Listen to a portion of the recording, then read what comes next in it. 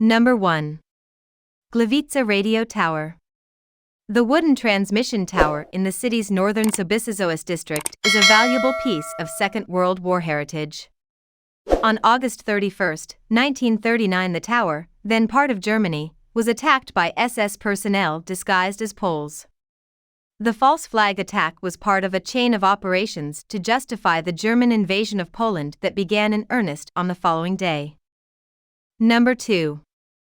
Palmiarnia Miejska. On rainy days, you could make for this palm house in the Chopin-Park. The first greenhouses in the park were founded in the 1880s, while the current palm house is from the 1924 and has come through numerous updates since then. Number 3. Rheineck. Gliwice's compact and picturesque market square has a shape first marked out at the end of the 13th century. Naturally, it has moved with the times, and the architecture on the borders of the square is almost all from the 19th and early 20th centuries. At the base of almost every tenement house are arcades, some of which have been filled in with windows. Number 4. Willa Caro. On Ulica Dolnych Wallow, you'll be met by a sophisticated neo-Mannerist villa ordered by the industrialist Oskar Kuro. But where Willa Caro differs from many of the lavish properties built by factory owners in the late 19th century is that it has been kept as a museum for most of its existence. The museum was founded in 1934, so the chandeliers, silk wallpapers, wooden paneling. Number 5. Piast's Castle.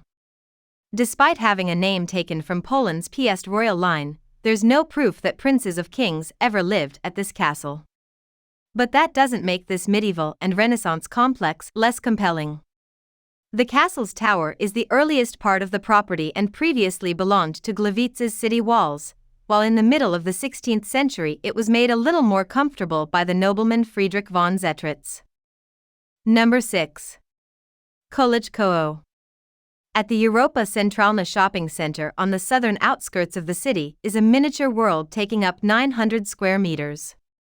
The attraction has 460 meters of miniature railway, 235 buildings, 195 cars on its streets, and miniature figures of 3,200 people and animals. You may recognize some of the landmarks from around Gliwice, like the tenement houses of the market square, the town hall, and the main train station. Number 7. Kościół Wiślański.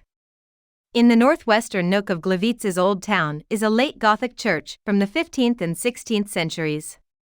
The church's brick tower stands is 63 meters high and can easily be seen from the market square a few streets away. Nearly all of the decoration and fittings are from after 1601 when the church almost burnt down. Number 8. Chopin-Park. The park with the palm house has a few things to hold your attention a little longer. One is right at the entrance to the palm house, where on two pedestals there's a pair of lying lions, designed by the acclaimed Prussian sculptor Johann Gottfried Schadow and cast at the Royal Iron Foundry in Gliwice in 1830. Number 9. Sts Peter and Paul Cathedral. Despite its Gothic-inspired architecture, Gliwice's cathedral was only completed in 1900, but warrants a few minutes because of its magnitude and the richness of its fittings. The monument was damaged in the war, but was quickly repaired, while the luminous stained glass windows in the chancel depicting the Saints Barbara, Hedwig of Silesia, Adalbert, Hyacinth, Peter and Paul would be restored in 1956. Number 10. Artistic Foundry Museum. Set up in 1798, Gliwice's Royal Iron Foundry was one of Europe's most advanced metalworking facilities at the time. In 2010, its spectacular 19th-century production hall was turned into a museum documenting the history of artistic casting for sculptures and decoration, as well as the story of metal processing and manufacturing in Silesia. Hope you like this video. For more videos, please subscribe to our channel.